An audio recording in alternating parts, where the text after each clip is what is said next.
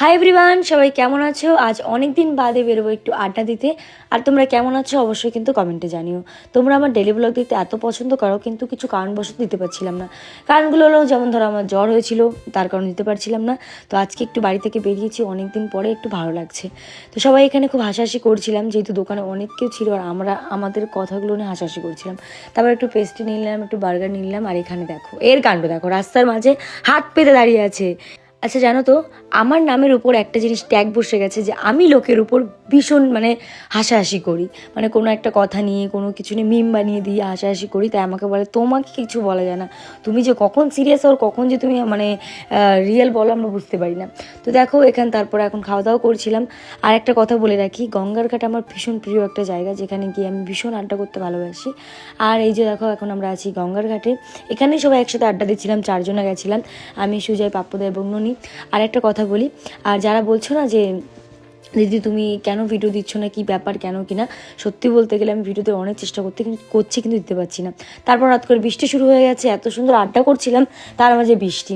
But বৃষ্টি আমার খুবই প্রিয়, তাই বৃষ্টির উপর আমি রাগ করতে পারি না। তাই বৃষ্টিতেই ভিজতে ভিজতে বেরিয়ে পড়লাম কিছু জামা কাপড় কেনার জন্য, এবং কিছু তার সঙ্গে যেগুলো জামা কাপড়ে দেয় ওটাকে কী বলে আমি জানি না। তো গেছিলাম, দেখো এখানে একটা লেস নিচ্ছিলাম, কিছু পিঠা নিচ্ছিলাম, কিছু জড়ি নিচ্ছিলাম, যেগুলো আমি একটা ওড়না বানাবো। সেই ওড়নাতে আমার একটুখানি কারিকর্য করতে হবে। তো সেগুলো নিয়ে নেওয়া হয়ে গেছে। জানি কিছু কিছু ওয়ার্ড হয়তো ভুল বলে ফেলছি, তো প্লিজ ক্ষমা করে দিও। কিছু কিছু লোক তো চলে আসবে কমেন্টে বলতে, আসো আসো কমেন্টে আসো, কমেন্ট করলে ভালোই লাগে। আর আমি তো ভাবি, যারা খারাপ কমেন্ট করো ভাই, তোমরা তো লেজেন্ড, সত্যি বলছো। যারা আমাকে ভালো কমেন্ট করো তারা তোমার চুমকু চুমকু সোনার। আই লাভ ইউ সবাইকে, যারা আমাকে এত ভালোবাসা দাও, কারণ তোমাদের ভালোবাসা আমি এত মোটিভেট হয়ে আমি বলে বোঝাতে পারবো না।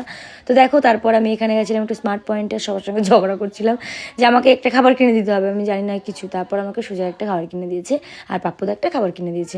তারপর দেখো, এখান থেকে আমরা সবাই একসাথে আড্ডা করছিলাম, আর আমি রাস্তায় সবাইকে নিয়ে খুবই হাসাহাসি করছিলাম। তোমরা আমাকে মেলায় নিয়ে গেলেন, আসলে মেলাতে না কেউ ছিল না, যেহেতু বৃষ্টি হচ্ছে।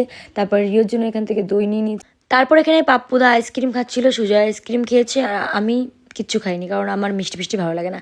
আর বললাম না, জামা কাপড় কিনতে গেছিলাম, তো আমি কিছু ব্লাউজ কিনে এনেছি হোয়াইট শপের জন্য। দেখো এই একটা হোয়াইট কালারের, একটা পেঁয়াজি পেঁয়াজি বলছি কেন, এটা যেন কী কালার বলে, ও বেগুনি কালার। তারপর রয়েছে এই যে সবুজ কালার, হলুদ কালার। আর এই ব্লাউজগুলো নিয়েছে মাত্র 200 টাকা করে, 210 টাকা করে নিয়েছে ব্লাউজগুলো। আর এগুলো নিয়েছে 250 টাকা করে। খুবই সুন্দর ব্লাউজগুলো, সত্যি বলছি, তোমরা দেখো। আর কাপড় কোয়ালিটি তো কোনো কথাই হবে না। এগুলো সব আমাদের ভাটপাড়াতেই পাওয়া যায়, এবং খুবই কম দামে দেয় ওরা। ওখানে হোলসেলিংও হয় মেবি, আমি এটা প্রমোশন করছি না, বাট সত্যি ব্লাউজগুলো খুবই কম দামে পাওয়া যায়, আমার খুব ভালো লেগেছে। আমি প্রায় 1 ডজন মতো কিনেছি। দেখো এগুলো এগুলো কালার অপশানসগুলোও খুবই সুন্দর। তোমাদের কোনটা ভালো লাগলো অবশ্যই কমেন্টে জানিও, পেজটাকে ফলো করে দিও।